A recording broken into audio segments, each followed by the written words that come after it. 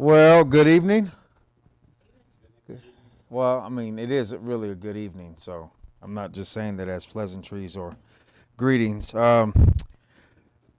So I wanted to start out by saying that this class, this particular chapter, it's the longest chapter in the book, but it's going to be our longest, I guess, lesson, and so we won't cover all the material today. So we'll probably more likely use next week to cover the material. We talked about last week. Is this on, John? Is this recording? Okay. We talked last week, or we started our discussion on the idea of addiction. You remember the two types of addiction that we gave as far as the ones that Parker goes into in his book. You remember what they were? Substance addiction and then process addiction.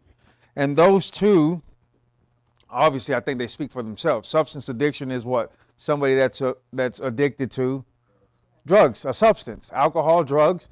And then the process addiction is someone who's addicted to certain processes of the mind, like gambling and pornography. And I mean, there's so many other things. I read an article, and I was telling Jared about this earlier, that people are addicted to so many things that you have no idea.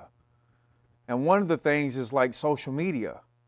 But then that's just an umbrella. If you go even deeper, there are people who are addicted to things that social media offers, like likes and comments and views and all these different things. And if they don't you've seen it, you've heard of influencers committing suicide because their videos didn't reach a certain amount of views. And it's because they were addicted to getting those views. And so addiction is something, specifically the process addiction is something that is very, very important. And so, front row seats. And Parker distinguishes between substance addictions and process addictions. And so that's what we want to talk about for the rest of the class. Ultimately, the process addiction, it doesn't involve a chemical substance, but it does create the same, notice this, enslaving neurological patterns. What do I mean by that? What does Parker mean by that? What is an enslaving neurological pattern? You think you have to do it? It's something that happens where? Obviously in the mind. And it seems that no matter how hard you try, you just can't stop it. That's basically what Parker is saying. That's process addiction. And so is it something that is overcomable? Is that a word? It is, right? Yeah, it is now, right? Of course. Is it easy? Of course not. But you can overcome it. And so that's what we want to talk about. And so particularly we're talking about, we said we were going to zoom in like Parker does in his book. He zooms in on two specific process addictions, and that is pornography and that is gambling. And the reason why, because these are two of the processes, addictions that plague the church more than any other. And we think that they don't. Well, I didn't think this. It wasn't until I read and I was like, okay, I thought it was something else. But these are the main two. So let's dive into it. Parker says, furthermore, pornography has become one of the church's most dangerous and hidden addictions. And so he's going to cite some statistics. He says over 40 million people in America regularly visit pornographic sites. The average first exposure age is 11 years old. Now that is mind-blowing, isn't it? Among young Christian men, ages 18 through 24, 3 out of 4 actively search for pornography. He adds this, he says, it is no longer a secret sin, it is a silent epidemic. Let's open our Bibles to Matthew chapter 5.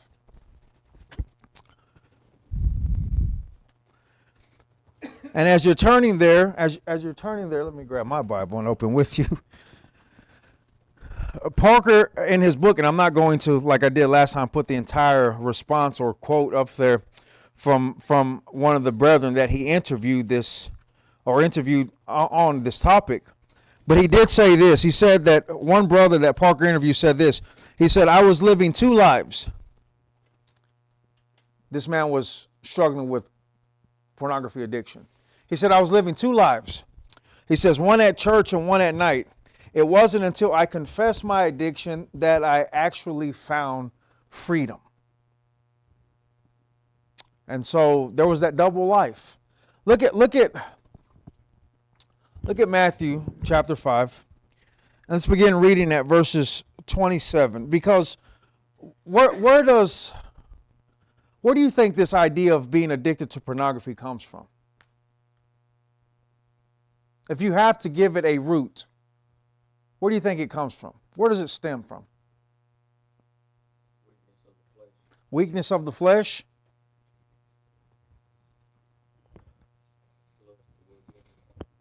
Lust. The devil? The devil? Okay, let me ask. Let me ask. Well, yes. Once the addiction, once the act is committed, is desire in itself sinful? That's what lust is, right? What is lust? Well, we'll talk about that here in just a moment. Is desire? God has programmed you and me with desires, yes? So is the word generically, the word desire, is it sinful? No, of course not. We desire to live comfortably. We desire pizza. We desire to have ice cream after a meal, dessert after. So desire in itself is not sinful. But let's read Matthew chapter 5, beginning at verse 27. Jesus says, you have heard that it was said, you shall not commit adultery. This is what I have a box around that word adultery, and then I have an arrow with it, fruit. That's the fruit. Okay? That's the fruit. You shall not commit adultery, but I say unto you that everyone who looks at a woman with lust, put a box around that with the arrow, that's the seed. Lust is the seed, adultery is the fruit. So any woman or a woman with lust for her has already committed adultery with her in his heart. Now notice what he says. If your right hand makes you stumble, tear it out and throw it away from you. For it is better for you to lose one of your parts of your body than for your whole body to be thrown into hell. If your right hand makes you stumble, cut it off and throw it from you. For it is better for you to lose one of the parts of your bodies than for your whole body to go into hell. Now, why does Jesus deal with lust so seriously here?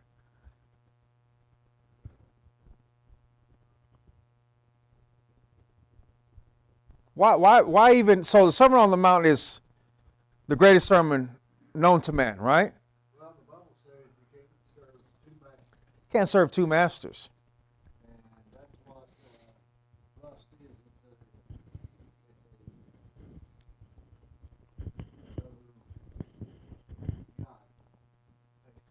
is. It's a slave master, right? Lust can be a slave master, and we're going to talk about this idea. I don't want to get ahead of it, so I'll come back to it. The idea's in my head. You won't know until I reveal it to you. So, but why does think about this? So watch how Jesus does this. I don't know if you picked up on this. He says he starts with adultery, but adultery already is the fruit. It is the act committed. What does Jesus say leads to adultery? What is the seed? Where's the starting point? Lust. And so Jesus says, okay, you have to deal with the lust, because if you take care of the lust, you won't have the adultery. And then he goes into this vivid graphic. In fact, this is so graphic that there was an article, I was watching the news, and I don't know if it was just a compilation of idiotic things that people have done that was shown on the news, but it was literally a man had read this verse. And he thought because of the way he was living that Jesus really meant to cut off your right hand. And so literally he cut off his right hand. He took the Bible literally. Why is it so serious? Why is lust so serious? Well, let's not give you the answer. Let's just define this for just a moment. What is lust? Now, I know this is chasing a rabbit, okay? And I thought long and hard about this. By the time I was doing the study, I was like, I'm in too deep. I'm going to teach this. So I know this has to do with the idea of addiction, but this is part of it. I think this is very, very important to our study. What is lust? Well, it's something that you cannot have. Well, let's talk about the etymology of lust. The word lust comes from the Old English lust, meaning desire, pleasure, inclination, appetite, or wish. It is related to the Old High German lust, pleasure, or Gothic lustus. It's desire. It simply meant, this word before simply meant a strong desire. And over time, lust came to signify sinful, sensual craving, particularly of a sexual nature. This is what we associate. When we think of lust, what's the first thing that comes to mind? Sexual idea, right? And so in the 14th century, lust could be described both as wholesome and unwholesome desires.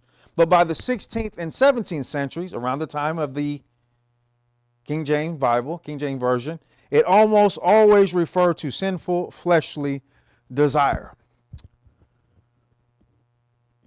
But let's go a little bit deeper, just for a little bit. The biblical words for lust, it is the Hebrew word kamad. And this Hebrew word kamad means desire, covet, to take pleasure in.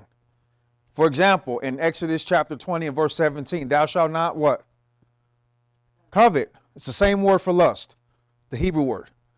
The word itself is morally neutral.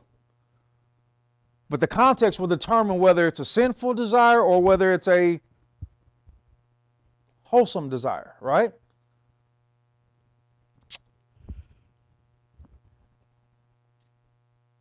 The other word is ava. This means to long for, to crave, to desire. The soul of the wicked desireth evil, Proverbs 21:10 says. Again, use of the context of selfish craving or sensual indulgence. Thus, in Hebrew thought, lust is desire gone wrong, a craving for what God has what? Prohibited. Let's go back to the garden for just a second. We know that Eve what? She sinned, but she lusted after the what? After the fruit. Well, how did the lust come to be? Well, James tells us this. Lust starts with what?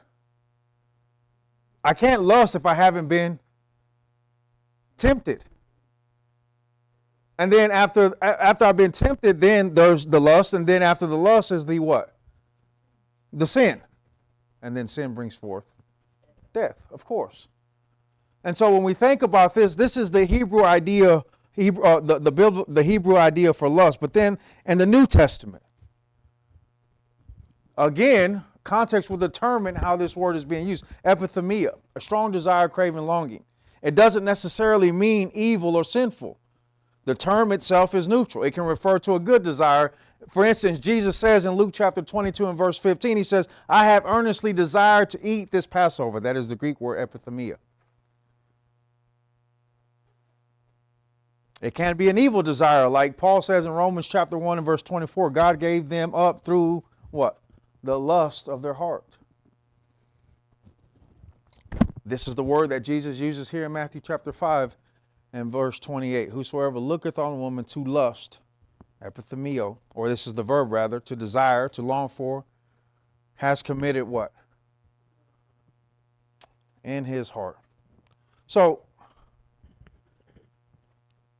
remember, we asked the question, why does Jesus deal with it so seriously?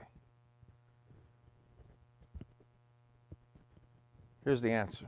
Because sin doesn't begin with actions. When does it begin? It begins. This is why when you read Jesus talking to the Pharisees were so much in this ritualism.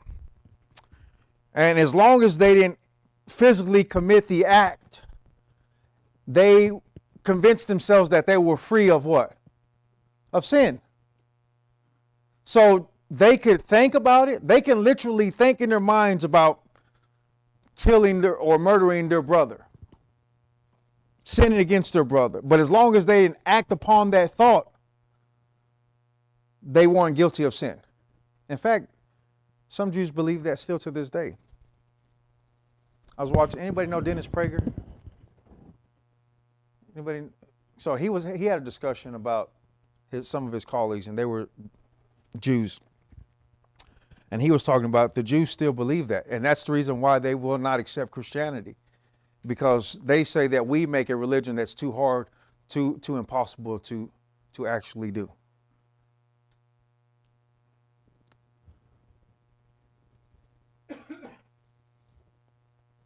Look at here. Parker notes that pornography and lust doesn't just harm marriages, they deform the soul. It's a silent addiction that thrives in secrecy, and secrecy is the devil's oxygen.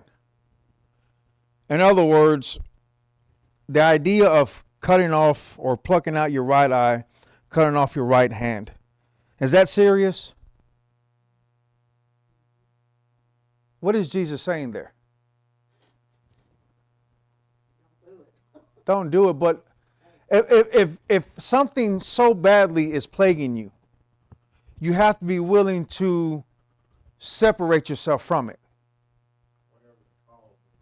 And sometimes it can be that extreme, not literally cutting off your right hand or plugging out, but you have to be willing to go to the extreme. And so what does that look like just when we're talking about this idea of pornography? There are Christians right now. Here's an extreme. Smartphones. Smartphones can be a temptation, yes or no? Yes. And a lot more Christians, and I applaud them for it, they're switching from smartphones to flip phones. Why? They don't want to be plagued with all that sexualization that the world gives you, and the elevation of sex, if you will. So it's just easier. I don't need the smartphone. Is that an extreme? Maybe. Would you be willing to do it? You should.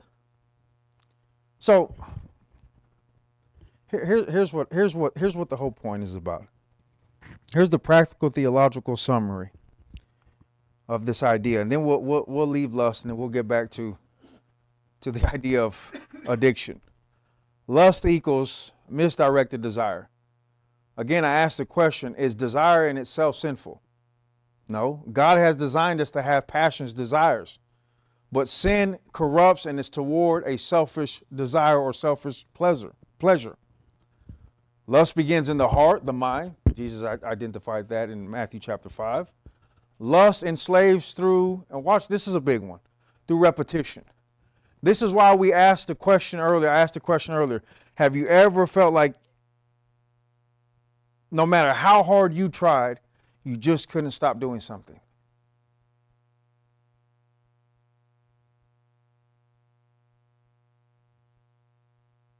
Is it human nature to go through that idea? Not a trick question. Do we have an example of that in the Bible anywhere?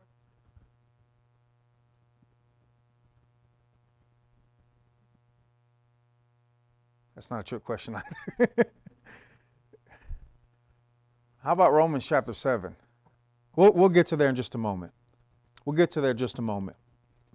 Lust is conquered by redirecting desire. Lust cannot merely be suppressed. It must be replaced by love, reverence, gratitude towards God. That's why Paul would say, therefore, consider your members or the members of your earthly body as dead to immorality, impurity, passion, evil desire, and greed, which amounts to idolatry. Paul says you need to learn how to ultimately consider your members as dead, useless, no good, non-existent. So I want to skip this slide, and I want to take us to 1 Timothy chapter 6. Because that's the idea of pornography. And we didn't get too much into it just because there's just a lot there. And I kind of didn't want to beat a dead horse. You know what I mean? But I think when we really try to captivate the idea is somebody who's struggling with And as a preacher, you counsel people, and you know that this is a real life thing. That people will come and they will confide in you and they will confess to you. What's a temptation as a Christian to do when somebody comes and they admit or confess to you because they want accountability and they admit to you that they've been struggling with a pornography addiction? What's the temptation for you to do?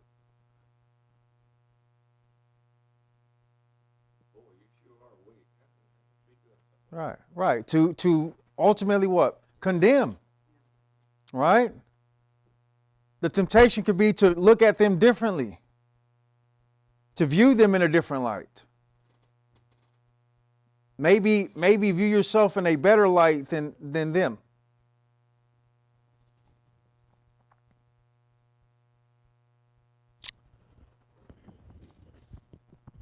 Okay, that's enough of that. Let's go to 1 Timothy 6. Let's go to 1 Timothy 6. We want to talk about gambling. Now, I've had family members that denied that they ever had a problem with gambling. And it went something like this almost every time. I'm not addicted to gambling. I just like having fun. And to them, this example of fun was at the crap table, playing cards for money.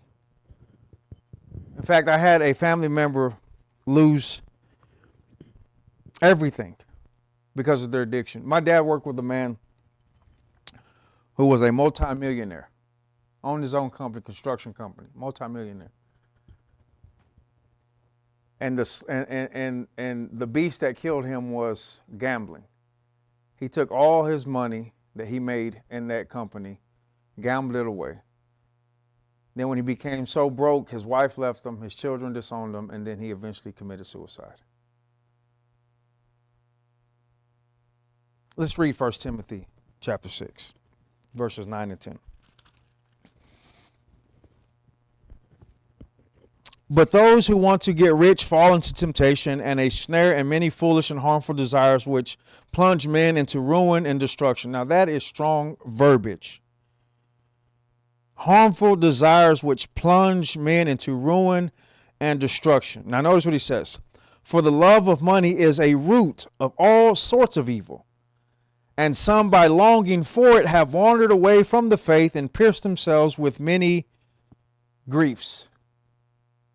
Strong language. And I'm reading from the New American Standard 95.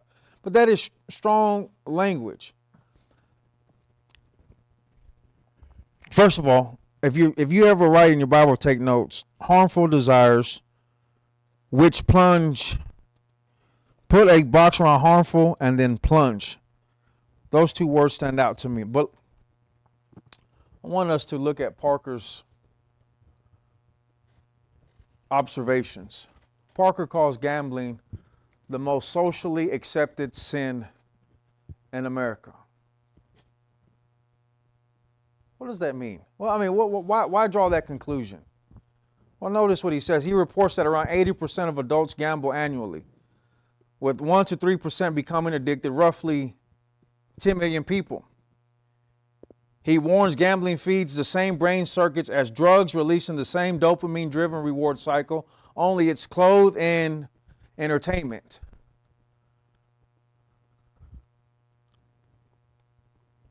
Does anybody know anybody that's like close to them that struggle with gambling? Yeah. I'm the reason why I ask, because like I said, I have. And I've seen the ruin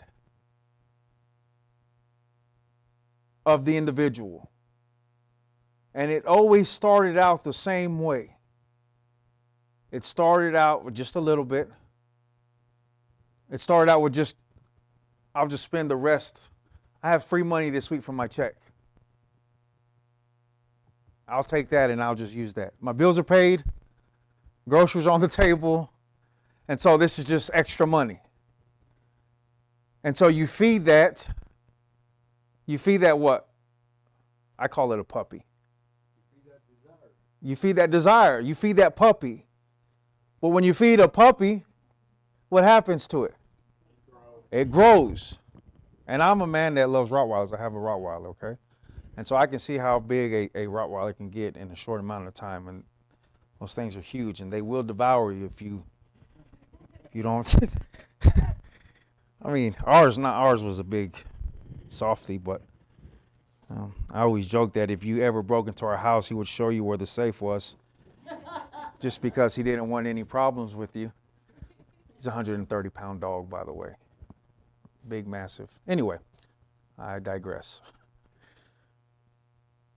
What does Paul says? But those who want to get rich, what is that? What does that convey? You said earlier. That's a desire. What are they desiring? Materialistic and easy path, money, desiring to be rich.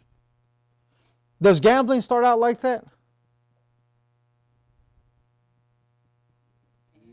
Have you ever heard? Look, this is how subtle Satan is. I've heard people say, again, family members, I'm not going to get specific, but family members that will play the lottery. And I saw this growing up all the time. And they would always try to dress it up as if they were somebody so noble as Robin Hood. And they would say, if I win millions, I will pay off my house, pay off my car, and give the rest to feed the poor. I mean, and as a kid, you think, oh man, how noble is that person? But then you grow up and you see. I had an uncle that said, and we asked him, my cousin and I asked him one time, why do you play the lottery still? He says, I want to be a millionaire. I know we worked together, okay? So I know how much money he made. And from the moment he started in the business to where he was when we asked him, he already had made millions of dollars. And I said to myself, you've wasted so much money trying to be a millionaire, but have you not noticed that you have amassed over millions of dollars in your lifetime? But you've wasted as much as you've made. But it always started out the same way.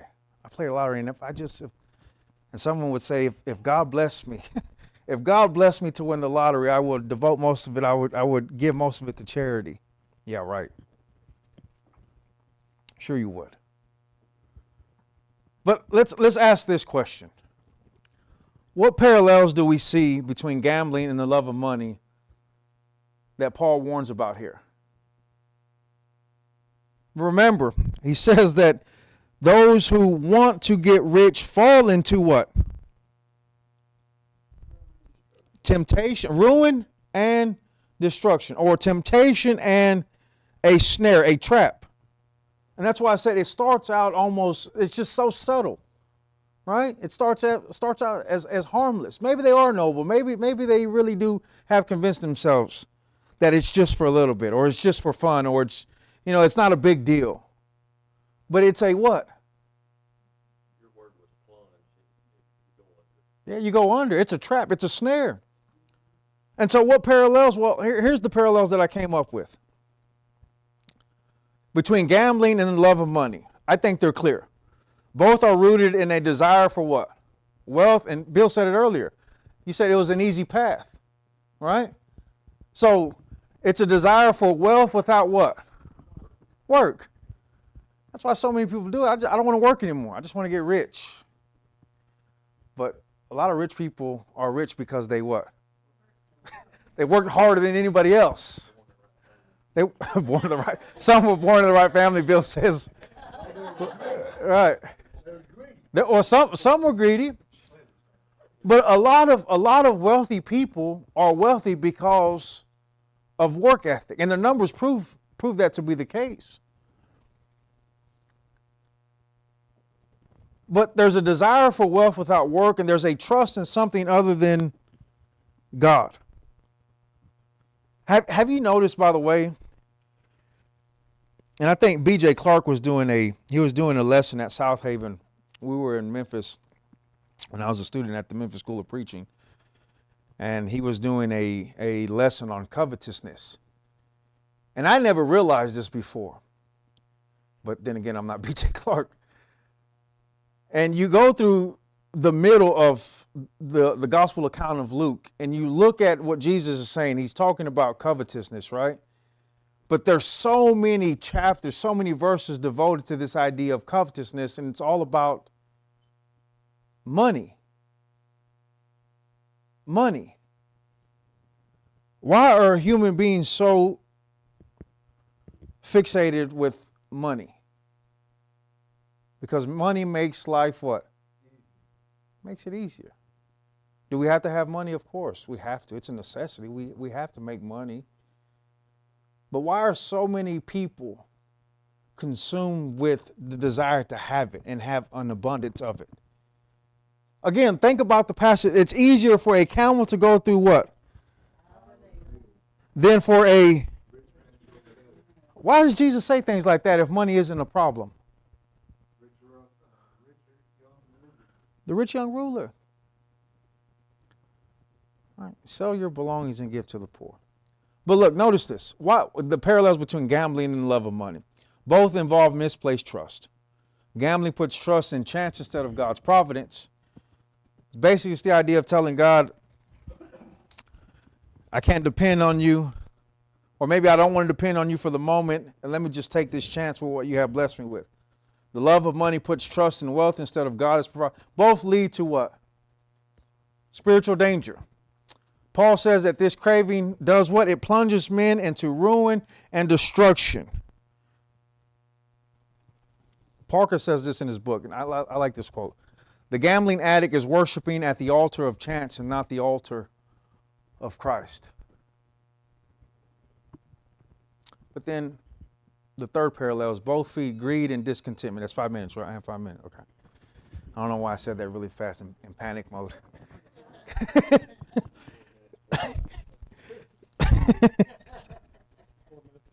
Okay, and counting. Okay, let me speed up. So gambling thrives on the lie that what? And I know this to be the case, that more will what? If I had more of it. What's the old adage though? What's the old proverb? More money, more problem. Is that true? Yes. Nah, surely that's not true. More money, more problems. More ways to spend it. More friends. Yeah, maybe not. And friends are always problematic, right? And more relative, right? Yeah. In other words, gambling is basically the love of money in action. It trusts in luck, it feeds greed, and it turns the heart away from, this is the most important one, it turns the heart away from God. Now, when you think about this idea for just a moment, I thought about this, and I really meditated on this idea that the love of money is the root of all kinds of evil, all sorts of evil. Think about the senseless crimes or deeds committed for the love of money, because of the love of money. You think about how people will mug an old lady for her purse. And you've heard the stories. You've watched the news. Drug dealing, robbing people. That's not 5 minutes already. 8:15 you said, right? Okay, 8:15. But you think about that, and I know I use silly illustrations, but it really does happen.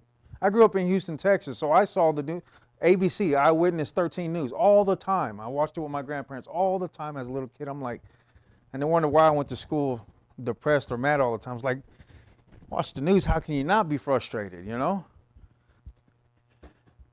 But, I guess growing up in Houston, and that's part of me writing all this like this, but it's like, it was called the City of Thieves when I was growing up. And it had one of the highest crime rates for robberies. And most of the time, robbery and murder was always associated. And so when they robbed somebody, it always led, or most of the time it led to a murder. But it's all for money. All for money. And it could be $100, $1,000, $10,000. People throw their lives away for a small amount of money. And so we'll conclude here. And then next week we'll get into addiction and the Bible, what the Bible says about it. And we'll get into Romans 7 then. So I'll give you a little preview of what we'll deal with next week. And we're going to look at the idea of sin, addiction as slavery. We'll talk about the idea of a slave master. We're going to get into that Romans 7. But the whole point of this about gambling, what are we saying? We conclude that gambling isn't just a financial problem, it's a heart problem. And it's rooted in the idea, and most people don't want to see it this way, but I said it's subtle. Most people don't want to see it. It's greed in the heart.